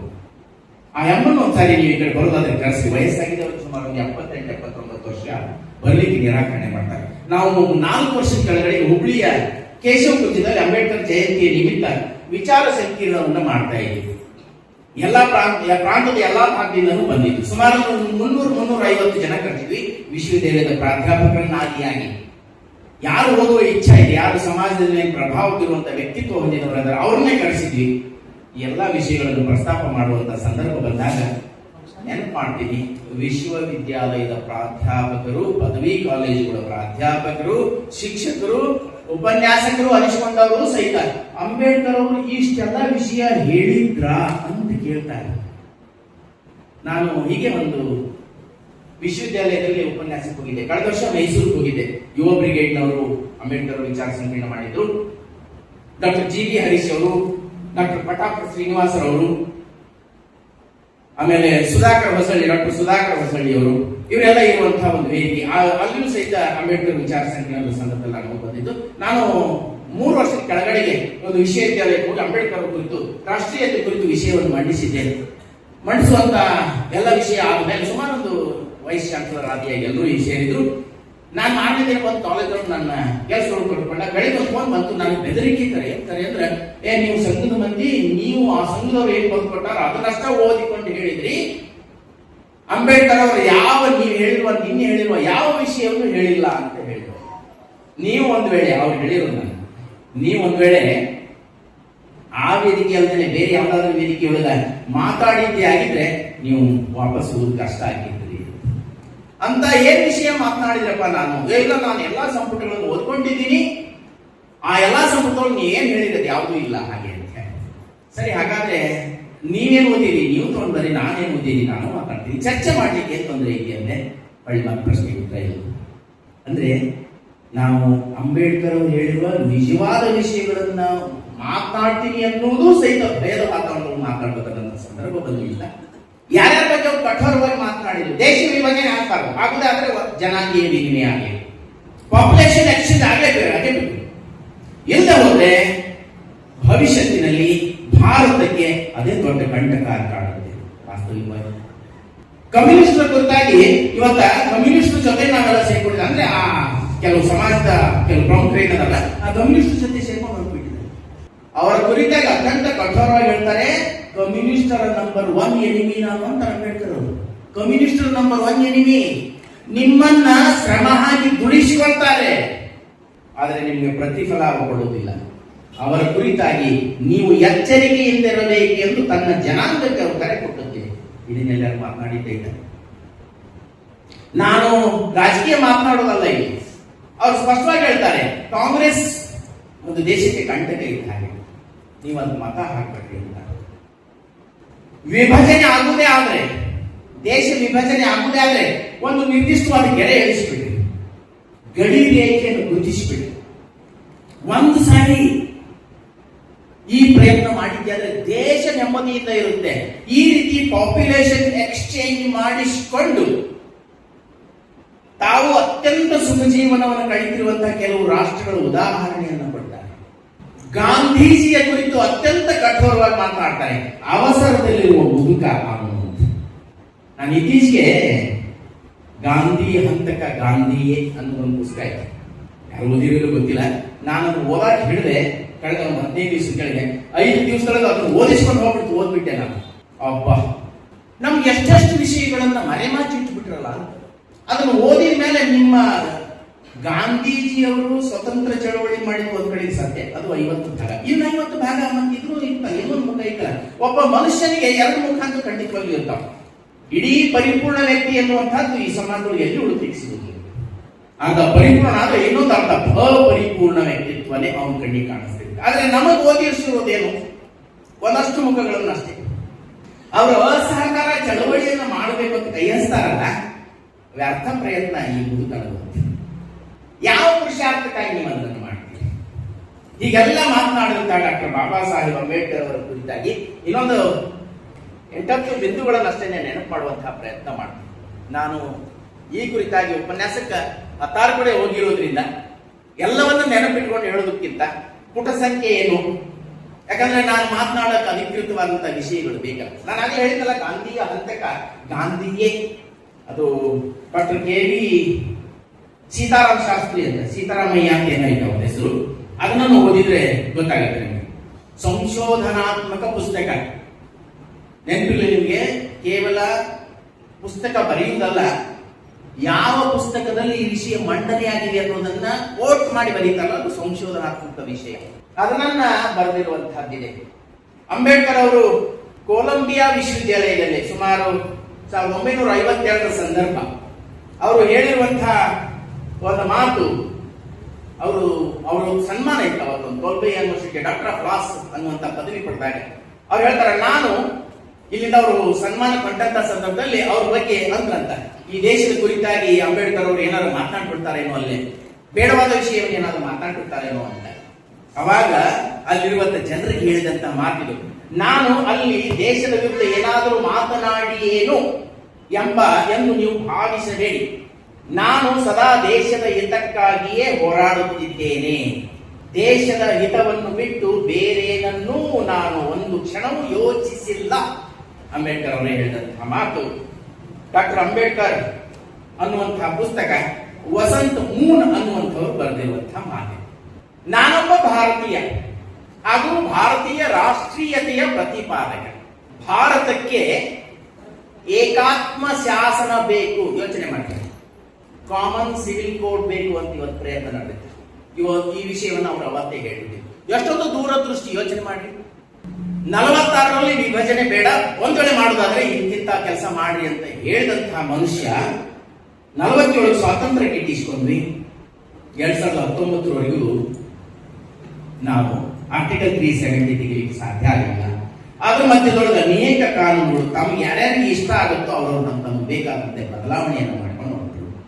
ಸೆಕ್ಯುಲರಿಸಂ ಅನ್ನುವಂತಹ ಏನ್ ಶಬ್ದ ಇತ್ತು ಅದನ್ನು 1976ರ ಸಂದರ್ಭದಲ್ಲಿ ತುರ್ತು ಪರಿಸ್ಥಿತಿ ಸಂದರ್ಭದಲ್ಲಿ ಹೇರಿದ್ರು. ಆ ಹೇರಿದ ಸಂದರ್ಭದಲ್ಲಿ ಇದನ್ನು ಮಧ್ಯದಲ್ಲಿ ಸೇರಿಸುವಂತಹ ಪ್ರಯತ್ನ ಆಯಿತು. ಅಂಬೇಡ್ಕರ್ ಅವರಿಗೆ ಬೇಡವಾದ ಪದಗಳಾಗಿದ್ದವು, ಅದನ್ನೆಲ್ಲ ಸೇರಿಸುವಂತಹ ಪ್ರಯತ್ನ ಮಾಡಿಲ್ಲ. ಎಷ್ಟು ದೂರದೃಷ್ಟಿ ಅಂತ ಅಂಬೇಡ್ಕರ್ ಅವರು ಗಾಂಧೀಜಿಯವರಿಗೂ ಮತ್ತು ನೆಹರೂರವರಿಗೂ ಈ ಕುರಿತಾಗಿ ದೂರದೃಷ್ಟಿಯ ಕಲ್ಪನೆ ಇರಲಿಲ್ಲ ಅನ್ನುವಂಥದ್ದು. ದೇಶದ ಬಗ್ಗೆ ಎಷ್ಟೊಂದು ಹಿತವಾಗಿ ಮಾತನಾಡ್ತಿದ್ರು. ಈ ಸಮಸ್ಯೆಯನ್ನ ನೀವು ಜಾರಿ ತಂದ್ರೆ ಇಂಥ ಸಮಸ್ಯೆಗಳು ಭವಿಷ್ಯದಲ್ಲಿ ಆಗ್ತದೆ ಅಂತ ಎಚ್ಚರಿಕೆಯನ್ನು ಅವತ್ತೇ ಹೇಳ್ತಿದ್ರು. ಅದಕ್ಕೆ ಅವ್ರು ಹೇಳ್ತಾರೆ, ನಾನೊಬ್ಬ ಭಾರತೀಯ ಹಾಗೂ ಭಾರತೀಯ ರಾಷ್ಟ್ರೀಯತೆಯ ಪ್ರತಿಪಾದಕ. ಭಾರತಕ್ಕೆ ಏಕಾತ್ಮ ಶಾಸನ ಬೇಕು. ರಾಷ್ಟ್ರವನ್ನು ಕಟ್ಟಿ ರೂಪಿಸುವುದರಲ್ಲಿ ಏಕಾತ್ಮ ಶಾಸನದ ಪಾತ್ರವಿದೆ. ದಸ್ಟೋ ಅಂಬೇಡ್ಕರ್ ಸಂಪುಟ 1 ಅದರಲ್ಲಿ ಬಂದಿರುವಂತಹ ಮಾತಿದೆ. ರಾಷ್ಟ್ರೀಯತೆಯನ್ನು ತಿರಸ್ಕರಿಸುವುದು ಅಸಾಧ್ಯ. ಈ ರಾಷ್ಟ್ರದ ಬಗ್ಗೆ ಅವ್ರಿಗೆ ಎಷ್ಟು ಅಭಿಮಾನ ಇತ್ತು, ಎಷ್ಟು ಗೌರವ ಇಟ್ಕೊಂಡಿದ್ರು. ಅವರನ್ನ ಈ ಹಿಂದೂ ಸಮಾಜ ಅತ್ಯಂತ ನಿಕೃಷ್ಟವಾಗಿ ಕಂಡಿದ್ರೂ ಸಹಿತ ಆ ಸಮಾಜವನ್ನು ಒಳಗೊಂಡ ಈ ದೇಶ ಸುಭದ್ರವಾಗಿರಬೇಕು. ಭಾರತ ಸುಭದ್ರವಾಗಿದ್ರೆ ಜಗತ್ತು ಸುಖವಾಗಿರುತ್ತೆ ಅನ್ನುವ ಕಲ್ಪನೆಯನ್ನ ಡಾಕ್ಟರ್ ಬಾಬಾ ಸಾಹೇಬ್ ಅಂಬೇಡ್ಕರ್ ಉಲ್ಲೇಖ ಮಾಡಿದಂತಹ ಮಾತುಗಳಿದ್ದಾರೆ. ರಾಷ್ಟ್ರೀಯತೆಯನ್ನು ತಿರಸ್ಕರಿಸುವುದು ಅಸಾಧ್ಯ. ಅದು ಪ್ರಚಂಡ ಶಕ್ತಿಯ ಮೂಲ. ಅದು ಭಾರತದ ಸಾವು ಬದುಕಿನ ವಿಚಾರವಾಗಿದೆ. ಎಲ್ಲರೂ ಬಂಧುಗಳು ಎಂಬ ಸಂವೇದನೆಯ ಮೇಲೆ, ಅಂದರೆ ಆಧ್ಯಾತ್ಮಿಕ ನೆಲೆಗಟ್ಟಿನ ಮೇಲೆ ರಾಷ್ಟ್ರದ ಏಕತೆಯನ್ನು ಸಾಧಿಸಬೇಕು. ಅಸ್ಪೃಶ್ಯತೆಯ ನಿವಾರಣೆಯು ಕೇವಲ ಒಂದು ವರ್ಗದ ಹಿತಕ್ಕಾಗಿ ಮಾತ್ರವಲ್ಲ, ಕೇವಲ ಆ ಸಮಾಜವನ್ನು ಮಾತ್ರ ಉದ್ಧಾರ ಮಾಡ್ತೀನಿ ಎನ್ನುವಂತಹ ಕಾರಣದಲ್ಲಿ ಅಸ್ಪೃಶ್ಯತೆ ನಿವಾರಣೆ ಹೋರಾಟ ನಾನು ಮಾಡಕತ್ತೀನಿ ಅಂತಲ್ಲ, ಸಂಪೂರ್ಣ ಹಿಂದೂ ಸಮಾಜದ ಹಿತಕ್ಕಾಗಿ ಅದು ಅಗತ್ಯವಾಗಿತ್ತು. ಇಡೀ ಹಿಂದೂ ಸಮಾಜಕ್ಕೆ ಅದು ಅತ್ಯಂತ ಅವಶ್ಯಕವಾಗಿ ಬೇಕಾಗಿತ್ತು. ಅಸ್ಪೃಶ್ಯತೆಯ ಆಚರಣೆಯು ಅವರ ಬದುಕನ್ನು ಹಾಳುಗೆಡಹಿರುವುದಷ್ಟೇ ಅಲ್ಲದೆ ಹಿಂದೂಗಳು ಮತ್ತು ಇಡೀ ರಾಷ್ಟ್ರವನ್ನೇ, ನೋಡಿ ಅವ್ರ ಬದುಕನ್ನು ಅಷ್ಟೇ ಹಾಳು ಮಾಡಿದ್ದಲ್ಲ, ಅದು ಇಡೀ ಹಿಂದೂ ಸಮಾಜವನ್ನೇ, ಹಿಂದೂ ರಾಷ್ಟ್ರವನ್ನೇ ಆತ್ಮವಿನಾಶದ ಹಾದಿಗೆ ಎಳೆದಿದೆ. ದಲಿತರು ಆತ್ಮಗೌರವ ಗಳಿಸಿದಲ್ಲಿ, ಅಂದ್ರೆ ಶೋಷಿತ ಸಮಾಜದವರು ಆತ್ಮಗೌರವ ಯಾವತ್ತು ಗಳಿಸ್ತಾರೆ, ಆತ್ಮಗೌರವ ಗಳಿಸಿದಲ್ಲಿ ಸ್ವಂತದ ಅಷ್ಟೇ ಅಲ್ಲದೆ ರಾಷ್ಟ್ರದ ಏಳಿಗೆಗೆ ಅವರು ಕೊಡುಗೆಯನ್ನು ಕೊಡಬಲ್ಲರು. ದಲಿತ ವರ್ಗದ ಹೋರಾಟದಲ್ಲಿ ಕೇವಲ ಮಾನವೀಯತೆ ಮತ್ತು ಸ್ವಹಿತ ಮಾತ್ರವಲ್ಲ, ರಾಷ್ಟ್ರದ ಹಿತವೂ ಒಳಗೊಂಡಿದೆ ಅನ್ನುವಂಥದ್ದನ್ನ ಸಹಿತ ಅವರೇ ಉಲ್ಲೇಖ ಮಾಡಿರುವಂತಹದ್ದು. ಮತ್ತೆ ಮುಂದುವರೆದು ಹೇಳ್ತಾರೆ, ನನ್ನದು ಖಾರವಾದ ಸ್ವಭಾವ. ಅವರೊಂದಿಷ್ಟು ಬಿರುಸು ಮಾತನಾಡ್ತಿದ್ರು. ಬಿರುಸು ಅಂದ್ರೆ ಏನು? ಸಮಾಜಕ್ಕೆ ಬಿರುಸು ಅನಿಸ್ತಿದ್ರು ಅವ್ರ ಮಾತು. ಯಾಕಂದ್ರೆ ಅವ್ರು ಅನುಭವಿಸಿದ್ರಲ್ಲ, ಅವ್ರಿಗೆ ಆ ಮಾತು ಸಮಾಜಕ್ಕೆ ಬಿರುಸು ಅನಿಸ್ತಿತ್ತು. ಅದಕ್ಕೆ ನಾನು ಖಾರವಾಗಿ ನೇರವಾಗಿ ಮಾತನಾಡೋರು ಯಾವಾಗಲೂ ಬೇಡ ಆಗಿರ್ತಾರೆ ಸಮಾಜಕ್ಕೆ. ನನ್ನದು ಖಾರವಾದ ಸ್ವಭಾವ. ಅಧಿಕಾರದಲ್ಲಿ ಇರುವ ಜನರೊಂದಿಗೆ ನನ್ನ ಚಕಮಕಿ ನಡೆಯುತ್ತಲೇ ಇರುತ್ತದೆ. ಆದರೆ ದೇಶದ ವಿರುದ್ಧವಾಗಿ ನಾನು ಎಂದೂ ದಂಗೆಯದ್ದವನಲ್ಲ. ಸಮಾಜದ ವಿರುದ್ಧ ನಾನು ಮಾತನಾಡಿದ್ದೀನಿ, ಆದ್ರೆ ದೇಶವನ್ನು ಅಭದ್ರಗೊಳಿಸಬೇಕು ಅನ್ನುವಂತ ಕಾರಣಕ್ಕಾಗಿ ನನ್ನ ಇಡೀ ಸಮಾಜವನ್ನು ಕಟ್ಕೊಂಡು ನಾನು ದೇಶದ ವಿರುದ್ಧ ಹೋರಾಟ ಮಾಡಿದಂತವನಲ್ಲ. ರಾಷ್ಟ್ರೀಯ ಚಿಂತನೆ ಅಂಬೇಡ್ಕರ್ ಅವರು. ನಾನು ಎಂದಿಗೂ ದಂಗೆಯದ್ದವನಲ್ಲ. ನನ್ನ ಹೃದಯದಲ್ಲಿ ಎಂದಿಗೂ ಪ್ರಧಾನವಾಗಿರುವುದು ದೇಶವೇ. ತುಂಡು ಮೇಜಿನ ಪರಿಷತ್ತಿನಲ್ಲಿ ದೇಶದ ಹಿತದೃಷ್ಟಿಯಿಂದ ನಾನು ಗಾಂಧಿಯವರಿಗಿಂತಲೂ 200 ಮೈಲು ದೂರವಿದ್ದೆ. ದುಂಡು ಮೇಜಿನ ಸಭೆ ಆ ಸಂದರ್ಭದಲ್ಲಿ ನಾನು ಕೋಟ್ ಮಾಡ್ತೀನಿ, ನೆನಪು ಮಾಡ್ತೀನಿ. ನಾನು ಕಳೆದ ವರ್ಷ ಶಿರ್ಸಿಗೆ ಹೋದಂತ ಸಂದರ್ಭದಲ್ಲಿ ಅಸ್ಪೃಶ್ಯತೆಯ ನಿವಾರಣೆ ಕುರಿತು ಇಷ್ಟೆಲ್ಲ ಮಾತನಾಡ್ತೀರಿ, ಗಾಂಧೀಜಿಯವರು ಪ್ರಯತ್ನ ಮಾಡಿದ್ರು, ಹಾಗೆ ಹೀಗೆ ಅಂತೆಲ್ಲ ಹೇಳ್ತಾಗುತ್ತೆ. ಅಂಬೇಡ್ಕರ್ ಸಂಪುಟ 18 ಪುಟ ಸಂಖ್ಯೆ 482 ಏನೋ. ನಾನು ಅದನ್ನ ಕೋಟ್ ಮಾಡ್ತೀನಿ. ಆ ಪುಸ್ತಕ ಹಿಡ್ಕೊಂಡು ಬರ್ಬೇಕಂತ ದೊಡ್ಡ ಪುಸ್ತಕ ಅದನ್ನು ಓದ್ಬೇಕು ಅಂದ್ರೆ ನಾನು ಹೇಳಿದ್ನಲ್ಲ, ಟೈಮ್ ಬಹಳ ಆಗುತ್ತೆ ಹಾಗೆ ಅಂತ ಹೇಳಿ. ಜಿನ್ನಾ ಮತ್ತು ಗಾಂಧಿಯ ಕುರಿತು ಅವರು ವಿಷಯ ಹೇಳ್ತಿರುವಂತ ಜಿನ್ನಾ ಮತ್ತು ಗಾಂಧಿಯ ಮಾತುಗಳು ಅಂದ್ರೆ ಅವ್ರು ಏನು ಗುಟ್ಟಾಗಿ ಮಾತಾಡ್ತಿದ್ರು ಅಂತ ಅನ್ಸುತ್ತೆ. ಏನ್ ಮಾತಾಡ್ತಿದ್ರು ಅಂದ್ರೆ, ಆಗಾಗಲೇ ಮತೀಯ ಸಮಸ್ಯೆಗಳು ಜೋರಾಯಿತು. ಮುಸ್ಲಿಂ ಲೀಗು ಪ್ರತ್ಯೇಕ ಮುಸ್ಲಿಂ ರಾಷ್ಟ್ರನೇ ಬೇಕು ಹಾಗೆ ಅಂತ ಕೇಳಕ್ ಶುರು ಮಾಡಿದ್ದು. ಅದು 1905ರಲ್ಲಿ ಬಂಗಾಳದೊಳಗೆ ಒಂದ್ಸಾರಿ ವಿಭಜನೆಯಾಗಿ ಬಂಕಿಂ ಚಂದ್ರ ಚಟರ್ಜಿ ಅವರ ವಂದೇ ಮಾತರಂ ಗೀತೆಯ ಕಾರಣದಿಂದ ಇಡೀ ರಾಷ್ಟ್ರವ್ಯಾಪಿಯಾಗಿ 6 ವರ್ಷದ ಹೋರಾಟ ಆಗಿ ನಂತರದಲ್ಲಿ 1911ರಲ್ಲಿ ವಿಭಜಿತ ಬಂಗಾಳವನ್ನು ಬಂದ್ ಮಾಡಿಸಿರುವಂತಹ ಸಂದರ್ಭ. ಅಂದ್ರೆ ದೇಶವನ್ನ ಒಡೆಯುವ ಒಂದು ಸಣ್ಣ ಬೀಜ 1905ರಲ್ಲಿ ಪ್ರಾರಂಭ ಆಗಿತ್ತು. ಅದು ಆಗಾಗ ಚೂರು ಮೊಳಕೆ ಹೊಡಿತಿತ್ತು. ನಮ್ಮೆಲ್ಲರೂ ಗಾಡಿ ಒಳಗ ನಾವು ಆಲದ ಮರ ಒಂಚೂರು ಮೂಗು ಚಾಚಿತ್ತು ಅಂದ್ರೆ ಚೂಡ್ತೀವಿ, ಬೇರ್ಸಿರ್ತಿ ತಗೊಂಡಿವಿ, ಓದ್ಬಿಡು ಅಂತ ಸುಮ್ಮನೆ ಹಾಕ್ಬಿಡ್ತೀವಿ. ಮತ್ತೊಂದು ವರ್ಷಕ್ಕೆ ಮತ್ತೆ 2 ಸರಿ ಟಿಸೂರ್ ಹೊಡ್ಕೊಳ್ತಿರುತ್ತ, ಮತ್ತೆ ಚೂಡ್ತು ಅಂತ ಪ್ರಯತ್ನ ಮಾಡ್ತೀವಿ. ಅಷ್ಟೊಂದಿಗೆ ಅದು ಆಳಕ್ಕೆ ಇಳಿದ್ಬಿಟ್ಟಿರ್ತು ಬೇರು. ಅವಾಗ ಇಡೀ ಮನೆಯನ್ನು ಹಾಳು ಮಾಡುವಂತಹ ಸಂದರ್ಭ ತಂದಿರಿಸುತ್ತಲ್ಲ. ಹಾಗೆ ಮತೀಯ ಸಮಸ್ಯೆ ಉಲ್ಬಣವಾದಾಗಿನಿಂದ ಅಂಬೇಡ್ಕರ್ ಅವರ ಸಂಪುಟ 18 ಪುಟ ಸಂಖ್ಯೆ 541 ಅದರೊಳಗೆ ಕೊನೆ ಪ್ಯಾರಾದೊಳಗೆ ನಾನು ಓದ್ತಿರುವಂತ ಮತೀಯ ಸಮಸ್ಯೆ ಉಲ್ಬಣವಾದಾಗಿನಿಂದ ಮಿಸ್ಟರ್ ಗಾಂಧಿ ಅವರು ತಮ್ಮ ಸಾರ್ವಜನಿಕ ಜೀವನ ಪಥದಲ್ಲಿ ಮಾಡಿದ್ದು ಒಂದೇ ಒಂದು. ಅದೇನೆಂದರೆ ಪರಿಶಿಷ್ಟ ಜಾತಿಯವರನ್ನು ಕಡೆಗಣಿಸುವುದು. ಅಂಬೇಡ್ಕರ್ ಅವರು ನೋಡ್ರಿ, ಗಾಂಧೀಜಿಯವರ ಜೊತೆಗೆ ನೇರಾನೇರವಾದ ವಿವಾದ. ಅಸ್ಪೃಶ್ಯತೆಯ ನಿವಾರಣೆಗಾಗಿ ಗಾಂಧೀಜಿಯವರು ಪ್ರಯತ್ನ ಮಾಡಿದ್ರು ಅಂತ ನಮ್ಗೆ ಓದಿಸಿದ್ದೇವೆ, ಖಂಡಿತವಾಗಿ ಮಾಡಿದ್ರು. ಆದ್ರೆ ಅಂಬೇಡ್ಕರ್ ಅವರ ಜೊತೆಗೆ ಇದ್ದವರಲ್ಲ, ಅವರು ಉಲ್ಲೇಖ ಮಾಡಿದಂತಹ ಮಾತು ಅವರು ಅದೇನೆಂದರೆ ಪರಿಶಿಷ್ಟ ಜಾತಿಯವರನ್ನು ಕಡೆಗಣಿಸೋದು. ಅಷ್ಟು ಹೇಳಿ ಕೌನ್ಸಿಲರ್ ಹೇಳ್ತಾರೆ ನಾಚಿಕೆಗೇಡು ಅಂತ ಅವ್ರು ಹೇಳುವಂತಹ ಅಂದ್ರೆ ಗಾಂಧೀಜಿಯವ್ರ ಮಾತು ಹೇಳಿದಾಗ ನಾಚಿಕೆ ಇವರಿಗೆ ಅಂತ. ಅದ್ರ ಜೊತೆಗೆ ಅವರನ್ನು ಹಿಂದೆ ಹಾಕಿದ್ರು. ಯಾರನ್ನ? ಶೋಷಿತ ಸಮಾಜದವರನ್ನ ಹಿಂದೆ ಹಾಕಿದ್ರು, ಪರಿಶಿಷ್ಟ ಜಾತಿಯವರು ಹಿಂದೆ ಹಾಕಿರುವಂತದ್ದು. ಅವರು ಈಗ ಎಲ್ಲಿದ್ದಾರೋ ಅಲ್ಲಿಯೇ ಬಿಟ್ಟು ಬಿಡುವುದು ಅವ್ರ ಉದ್ದೇಶ ಇತ್ತು ಗಾಂಧೀಜಿಯವರು. ಅಸ್ಪೃಶ್ಯರು ಎಲ್ಲದರ ಈಗೂ ಅಲ್ಲೇ ಇರಬೇಕನ್ನೋ ಉದ್ದೇಶನ ಗಾಂಧೀಜಿಯವರಾಗಿತ್ತು. ಅಂಬೇಡ್ಕರ್ ಅವರು ಹೇಳುವ ಪ್ರಕಾರ ಅವರನ್ನು ಎಲ್ಲಿದ್ದಾರೋ ಅಲ್ಲಿಯೇ ಬಿಟ್ಟು ಬಿಡುವುದು. ಈ ಸಂಬಂಧ ನಾನು ಗಾಂಧಿಯವರ ತಂತ್ರಗಾರಿಕೆಯ ಅನುಭವವನ್ನು ಕುರಿತು ಹೇಳಿದ್ದೇನೆ. ತುಂಡು ಮೇಜಿನ ಸಮ್ಮೇಳನದಲ್ಲಿ ಗಾಂಧಿಯವರು ನನ್ನನ್ನು ಒಂಟಿಯಾಗಿ ಮಾಡಲು ಪ್ರಯತ್ನ ಪಟ್ಟರು. ಗಾಂಧೀಜಿಯವರು ನನ್ನನ್ನ ತುಂಡು ಮೇಜಿನ ಸಭೆಯೊಳಗೆ ಏಕಾಂಗಿಯಾಗಿಸಬೇಕು ಅಂತ ಪ್ರಯತ್ನ ಪಟ್ಟಿದ್ದು ಅಲ್ಲಿ. ಮತ್ತೆ ಮುಂದುವರೆದು ಹೇಳ್ತಾರೆ, ಪುಟ ಸಂಖ್ಯೆ 542 ಈ ಸುತ್ತುವರಿಯುವಿಕೆ ಎನ್ನುವ ಹಿಟ್ಲರ್ನ ಭಾಷೆಯನ್ನು ನಾನು ಉಪಯೋಗಿಸುವುದಿಲ್ಲ. ಒಂದಷ್ಟು ಬೇರೆ ವಿಷಯವನ್ನು ಮಾತಾಡಿ ಅದು ಒಂದು ಉತ್ತಮ ಪದವಾಗಿದ್ದರೂ ಸಹ ನನಗೆ ಬೇಡ ಅನಿಸುತ್ತೆ. ನಾನು ಪರಿಶಿಷ್ಟ ಜಾತಿಗಳ ಪರವಾಗಿ ಮಂಡಿಸಿದ ವಾದಕ್ಕೆ ಎಲ್ಲಾ ಬೆಂಬಲವನ್ನು ಕತ್ತರಿಸಿ ಹಾಕಿದರು. ಅಸ್ಪೃಶ್ಯರಿಗೆ ಪ್ರತ್ಯೇಕ ಮತದಾನ ಕ್ಷೇತ್ರಗಳನ್ನು ನಾನು ಬೇಡಿಕೆ ಮಾಡ್ತೀನಿ ಅಂತ ಅವ್ರ ಮನಸ್ಸಿಗಿತ್ತಲ್ಲ, ಅದು ಗಾಂಧೀಜಿ ವಿರೋಧ ಮಾಡಿದ್ರು. ಮತ್ತೆ ಮುಂದುವರೆದು ಹೇಳ್ತಾರೆ, ಬಹುಕಾಲದವರೆಗೆ ಅವರು ಅದರಲ್ಲಿ ಜಯಶಾಲಿ ಆಗಲಿಲ್ಲ. ಕಟ್ಟ ಕಡೆಗೆ ಅವರು ಒಂದು ಆಯುಧವನ್ನು ಉಪಯೋಗಿಸಿದರು. ಅದನ್ನು ಯಾವ ಪ್ರಾಮಾಣಿಕ ವ್ಯಕ್ತಿಯೂ ಪ್ರಯೋಗಿಸುತ್ತಿರಲಿಲ್ಲ. ಅವರು ಮುಸ್ಲಿಮರ ಕಡೆಗೆ ಹೋಗಿ ಜಿನ್ನಾರವರಿಗೆ ಹೇಳಿದ್ದೇನೆಂದರೆ, ಇನ್ನೊಂದ್ಸಲ ನೆನಪು ಮಾಡ್ತೀನಿ, ಅವರು ಅಂದ್ರೆ ಮಿಸ್ಟರ್ ಗಾಂಧಿಯವರು ಮುಸ್ಲಿಮರ ಕಡೆಗೆ ಹೋಗಿ ಚಿನ್ನಾರಿನರಿಗೆ ಹೇಳಿದ್ದೇನೆಂದರೆ ಅವರ 14 ಬೇಡಿಕೆಗಳಿಗೂ ಒಪ್ಪಿಗೆ ಕೊಡಲು ಸಿದ್ಧವಾಗಿರುವುದಾಗಿ ಹೇಳಿ. ಚಿನ್ನಾರವರೇ, ನೀವು 14 ಬೇಡಿಕೆಗಳೇನದವಲ್ಲ ಅದಕ್ಕೆ ನಾನು ಪೂರ್ಣ ಸಪೋರ್ಟ್ ಮಾಡ್ತೀನಿ. ಎಲ್ಲೇ ದುಂಡು ಮೇಜಿನ ಸಭೆಗಳಿಗೆ ಅದ್ರ ಒಂದು ವಿಷಯ ನೆನ್ಪು ಮಾಡ್ತೀನಿ. ಅದನ್ನು ಯಾವ ಅವರ 14 ಬೇಡಿಕೆಗಳನ್ನು ಒಪ್ಪಿಗೆ ಕೊಡಲು ಸಿದ್ಧವಾಗಿರುವುದಾಗಿ ಹೇಳಿ, ಇದಕ್ಕೆ ಬದಲು ಇದಕ್ಕೆ ನೀವು ಪ್ರತಿಯಾಗಿ ನನಗೇನ್ ಮಾಡಬೇಕು ಅಂದ್ರೆ, ಇದಕ್ಕೆ ಬದಲು ಒಂದೇ ಒಂದು ರಿಯಾಯಿತಿ ಬೇಡಿದರು. ನೀವೊಂದು ನನಗೊಂದು ವಿನಾಯಿತಿ ಕೊಡ್ಬೇಕು. ಏನ್ ಬೇಡಿಕೆ ಅಂದ್ರೆ, ಈ ಕೊಳಕು ನಾಯಿಗಳಾದ ಅಸ್ಪೃಶ್ಯರ ಬೇಡಿಕೆ. ಈ ಕೊಳಕು ನಾಯಿಗಳಾದ ಅಸ್ಪೃಶ್ಯರ ಬೇಡಿಕೆಗೆ ಒಪ್ಪಿಗೆ ಕೊಡಬಾರದು ಎಂದು ದುಂಡು ಮೇಜಿನ ಸಮ್ಮೇಳನದಲ್ಲಿ ಮುಸ್ಲಿಂ ಲೀಗ್ ಮತ್ತು ಗಾಂಧಿಯವರ ನಡುವೆ ತಯಾರಾದ ದಸ್ತಾವೇಜು ನನ್ನ ಹತ್ತಿರ ಇದೆ. ನಾನು ಯಾವುದೇ ಸಾಕ್ಷ್ಯಾಧಾರವಿಲ್ಲದೆ ಮಾತನಾಡುತ್ತಿಲ್ಲ. ಅದೃಷ್ಟವಶಾತ್ ಮುಸ್ಲಿಮರಿಗೆ ಒಂದಷ್ಟು ನಾಚಿಕೆಯ ಪ್ರಜ್ಞೆ ಇತ್ತು ಮತ್ತು ಪಶ್ಚಾತ್ತಾಪವೂ ಇತ್ತು. ಈ ಸಂದರ್ಭದಲ್ಲಿ ಕೂಡ ಗಾಂಧಿಯವರು ಜಿನ್ನಾ ಅವರನ್ನು ಭೇಟಿಯಾಗುವ ಸಂದರ್ಭದಲ್ಲಿ ಅದನ್ನೇ ಉಪಯೋಗಿಸುವುದೆಂದು ಆಶಿಸುತ್ತೇನೆ. ನಾನು ಗಾಂಧೀಜಿ ಬೈತೀನಿ ಅಂತಲ್ಲ, ಅಂಬೇಡ್ಕರ್ ಅವರು ಏನ್ ಹೇಳಿದ್ರು ಅದೇ ಮಾತನ್ನ ಕೋಟ್ ಮಾಡಿದ್ದೀನಿ. ಪುಸ್ತಕ ತರಕಾಲ ನೀನೆ ನಾನು ಅದರ ಪೇಜ್ ನಂಬರ್ ಫೋಟೋ ತಗೊಂಡಿದ್ದೀನಿ. ಈ ಕುರಿತಾಗಿ ಶಿಕ್ಷೆಗಳು ಮಾತನಾಡಬೇಕಾದಾಗ ನನ್ನ ಜೊತೆ ವಾದ ಕೇಳುವ ಸಂದರ್ಭ ಪುಸ್ತಕ ಹೊರಗಡೆ ಇಟ್ಟಿದ್ದೆ.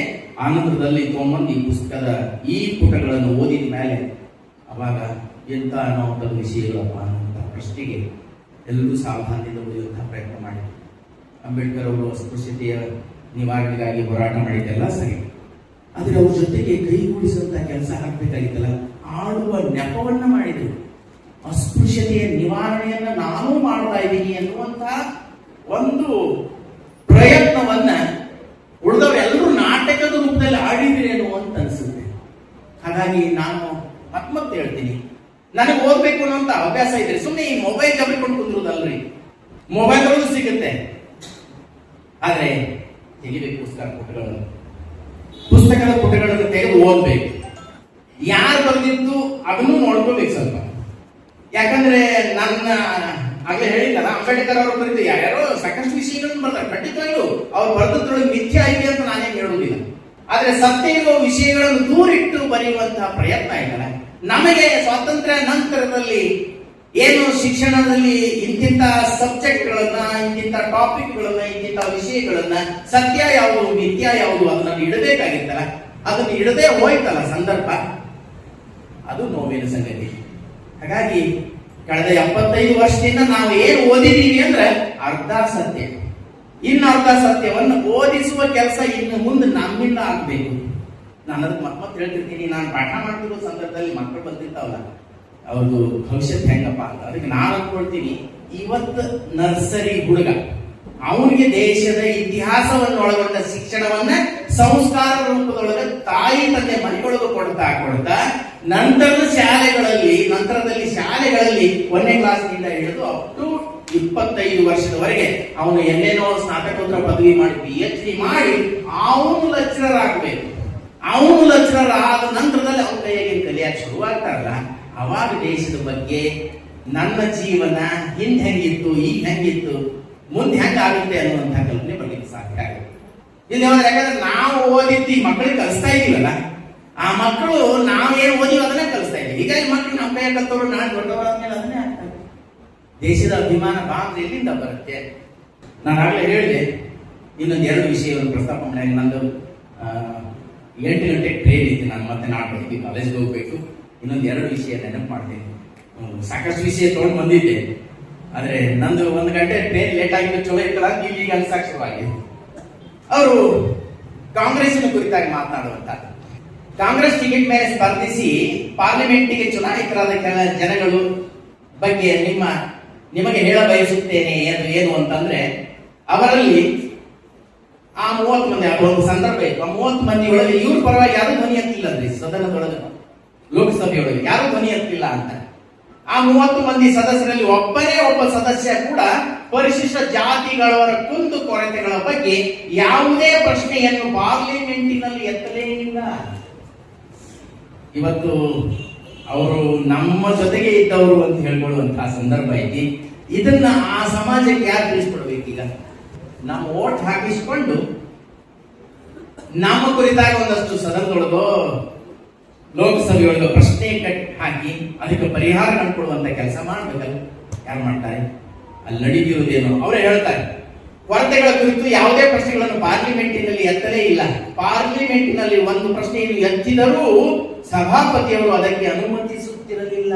ನೋಡಿ, ವ್ಯವಸ್ಥೆನೂ ಹಂಗಿತ್ತಂತ. ಸಭಾಪತಿಗಳು ಸಹಿತ ಇಲ್ಲ, ನೀವು ಕೂಡ್ರಪ್ಪ ನಿಮ್ಗೆ ಆಮೇಲೆ ಅವಕಾಶ ಕೊಡ್ತೀನಿ ಅಂತ ಈ ಸದನದೊಳಗೆ ನಡೀತಿರುವಂತ ಸಂದರ್ಭವನ್ನು ನೆನಪು ಮಾಡ್ಕೊಂಡ್ರೆ, ಅಂಬೇಡ್ಕರ್ ಅವರು ಲೋಕಸಭೆ ಒಳಗೆ ಹಾಕೊಂಡಾಗ ಹೆಂಗ ಮಾತನಾಡ್ತಿದ್ರು, ಅಲ್ಲಿನ ವಿಷಯಗಳನ್ನು ಹೆಂಗ್ ಬಿಚ್ಚಿದ್ರು, ಹೊರಗೆ ಬಂದಾಗ ಹೆಂಗ್ ಹೇಳ್ತಿದ್ರು, ಇದೆಲ್ಲವನ್ನ ನೆನಪು ಮಾಡಿಕೊಂಡಾಗ ಅಂಬೇಡ್ಕರ್ ಅವರ ಮುಖ, ನಾನಾಗ್ಲೇ ಹೇಳಿದ್ನಲ್ಲ, ಸಮುದ್ರ ಒಂದು ಹನಿಯ ಪರಿಚಯ ನಾನು ಮಾಡಿಕೊಡುವಂತಹ ಪ್ರಯತ್ನ ಮಾಡ್ತಿದ್ದೇನೇನೋ ಅಂತ ಅನ್ಸುತ್ತೆ.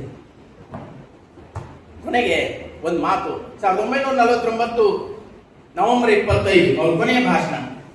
ಲೋಕಸಭೆಯಲ್ಲಿ ಸಂವಿಧಾನ ಜಾರಿಯಾಗಬೇಕು, ಅದಕ್ಕೆ ಕುರಿತಾಗಿ ಸುದೀರ್ಘ ಚರ್ಚೆ ಆಯಿತು. ನಾನು ಆಗಲೇ ಹೇಳಿದೆ, 10 ಸಂಪುಟಗಳಲ್ಲಿ ಇದ್ರ ಮಾಹಿತಿ ನಮ್ಗೆ ಸಿಗುತ್ತೆ.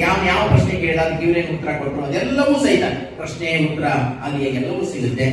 ಅವರು ಮಾಡಿದಂತಹ ಭಾಷಣ, ಸಂವಿಧಾನದ ಯಶಸ್ಸು ಅದು ಯಾರ ಕೈಯಲ್ಲಿದೆ ಎನ್ನುವುದರ ಮೇಲೆ ಅವಲಂಬಿತವಾಗಿರುತ್ತದೆ. ಒಂದು ಸಂವಿಧಾನ ಯಶಸ್ವಿ ಆಗಬೇಕು ಅಂದ್ರೆ ಅದನ್ನು ಆಳುವಂತ ಅರಸ ಯಾರದನ ಅದನ್ನು ಎಷ್ಟು ಸಮರ್ಥವಾಗಿ ಅರ್ಥ ಮಾಡ್ಕೊಂಡು ಆ ಪ್ರಕಾರ ನಡೆಸ್ತಾನೆ ದೇಶವನ್ನ ಅನ್ನೋದ್ರ ಮೇಲೆ ನಡೆಯುತ್ತಂತೆ. ಅದಕ್ಕೆ ಅವ್ರು ಹೇಳ್ತಾರೆ, ಸಂವಿಧಾನದ ಯಶಸ್ಸು ಅದು ಯಾರ ಕೈಯಲ್ಲಿದೆ ಎನ್ನುವುದರ ಮೇಲೆ ಅವಲಂಬಿತವಾಗಿದೆ.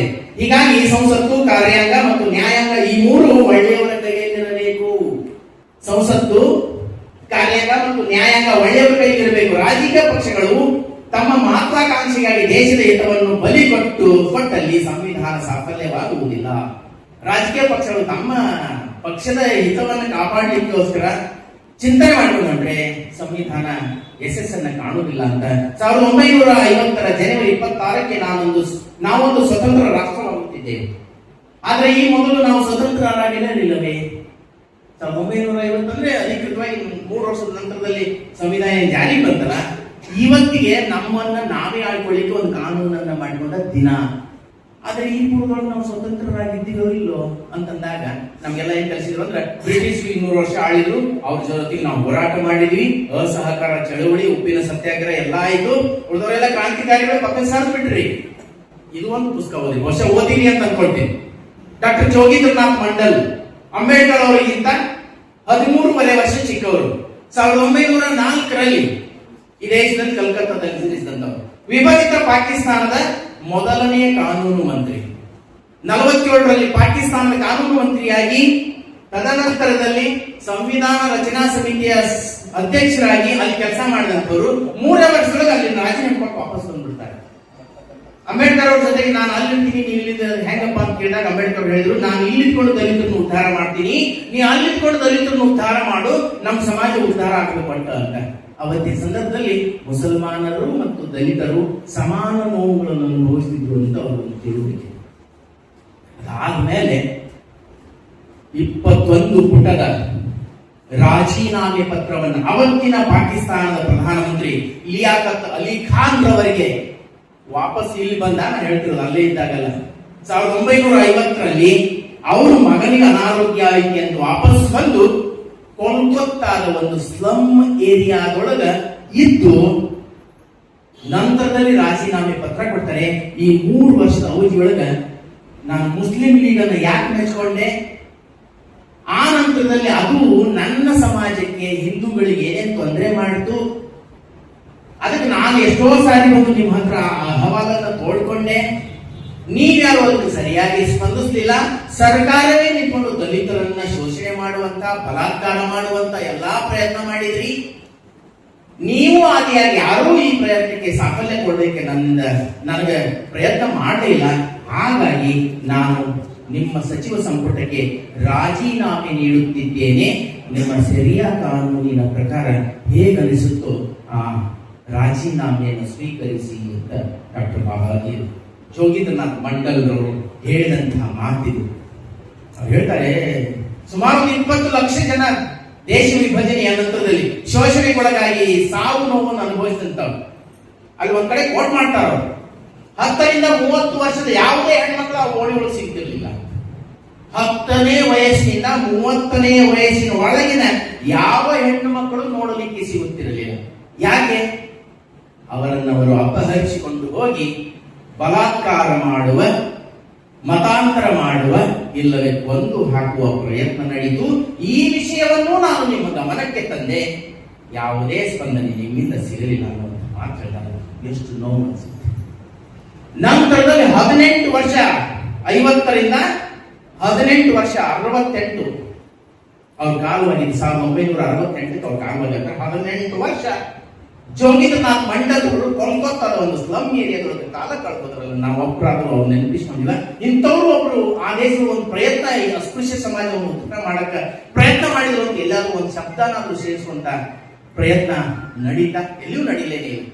ಹಾಗಾಗಿ ಸಂವಿಧಾನ ಜಾರಿಯಾಗುವ ಸಂದರ್ಭದಲ್ಲಿ ಕೊನೆ ಮಾತು ನಂದಿದು, ಈ ಪೂರ್ವದಲ್ಲಿ ನಾವು ಸ್ವತಂತ್ರರಾಗಿರಲಿಲ್ಲವೇ ಅನ್ನುವಂತಹ ಮಾತನ್ನ ಹೇಳ್ತಾ, ನಾವು ಗುಲಾಮರಾಗಿದ್ದು ಏಕೆ? ಹಾಗಾದರೆ ಮಹಮ್ಮದ್ ಬಿನ್ ಕಾಸಿಮನ ಆಕ್ರಮಣವಾದಾಗ ಇಲ್ಲಿಯ ಸೇನಾಪತಿ ಅವನೊಂದಿಗೆ ಸೇರಿದ, ಹೀಗಾಗಿ ನಾವು ಅವತ್ತು ಒಂದಷ್ಟು ತೊಂದರೆ ಅನುಭವಿಸಿದ್ವಿ. ಮಹಮ್ಮದ್ ಘೋರಿ ಆಕ್ರಮಣವಾದಾಗ ಜಯಚಂದ್ರ ಮೊಘಲರೊಂದಿಗೆ ಕೈ ಜೋಡಿಸಿದ, ನಮ್ಮವರ ನಮಗೆ ಮೋಸ ಮಾಡಿಕೊಂಡು ಹೊಂಟರು ಅಂತ ನೆನಪು ಮಾಡ್ತಾರೆ. ಸಿಖ್ ಸಾಮ್ರಾಜ್ಯವನ್ನ ನಾಶಪಡಿಸಲು ಬ್ರಿಟಿಷರು ಪ್ರಯತ್ನಿಸುತ್ತಿದ್ದಾಗ ಗುಲಾಬ್ ಸಿಂಗ್ ಸುಮ್ಮನೆ ಕುಳಿತಿದ್ದ.